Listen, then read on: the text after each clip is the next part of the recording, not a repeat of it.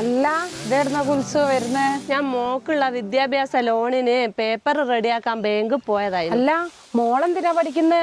അവള് ഡോക്ടർ ആകാൻ പഠിക്കുക. അല്ല ഡോക്ടർ ആവാനോ? അല്ല മോളെ, ഈ പെൺകുട്ടികളെല്ലാം ലോൺ എടുത്ത് പഠിപ്പിച്ചിട്ട് നമ്മക്ക് എന്താ ഗുണം? അതെന്താ?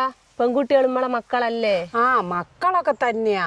പക്ഷെ ആൺകുട്ടികളെ പഠിപ്പിക്കും പോലെയാണോ പെൺകുട്ടികളെ പഠിപ്പിക്കുന്നത്? പെൺകുട്ടികളെ പഠിപ്പും കഴിഞ്ഞ് ജോലി മേടിച്ചു കഴിഞ്ഞാൽ പിന്നെ ഓരോ ശമ്പളം തീർത്ത് ഓലെ കെട്ടിയോനല്ലേ മേടിക്കുന്നത്.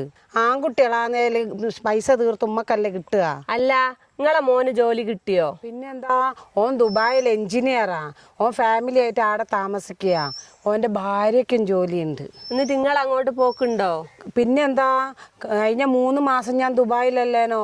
ഓളെ പ്രസവവും കഴിഞ്ഞിട്ടല്ലേ ഞാൻ വന്നത്. അല്ല നിങ്ങളെ മോള് എവിടെയുള്ളു? ഓളെ താമരശ്ശേരിയാ കെട്ടിച്ചത്. ഓളെ ഭർത്താവിന് എന്താ ജോലി? ഓളെ ഭർത്താവിന് പെയിന്റിങ് ആ. അതെന്താ മോളെ പെയിന്റിങ് കാരണം കൊണ്ട് കെട്ടിച്ച്? അത് പിന്നെ ഓക്ക് പഠിപ്പൊന്നും ഇല്ലാത്തത് കൊണ്ട് നല്ല ബന്ധമൊന്നും കിട്ടിയില്ല. അതാണ് പെമ്മക്കള് പഠിച്ച് ജോലി കിട്ടിയാല് അവരുടെ വരുമാനം ഭർത്താക്കന്മാർക്ക് കിട്ടിപ്പോവുമെന്ന് വിചാരിച്ചത് കൊണ്ടല്ലേ സ്വന്തം മകള് അടുക്കളയിൽ കിടന്നു നരകിക്കുന്നത്. അത് പിന്നെ തിരികെ കിട്ടുമെന്ന് വിചാരിച്ച് നമ്മളെ മക്കളെ പഠിപ്പിച്ചാല് പണം തിരികെ കിട്ടിയെന്ന് വരും. പക്ഷെ നമ്മളെ മക്കളെ സ്നേഹം കിട്ടിയെന്ന് വരികയില്ല.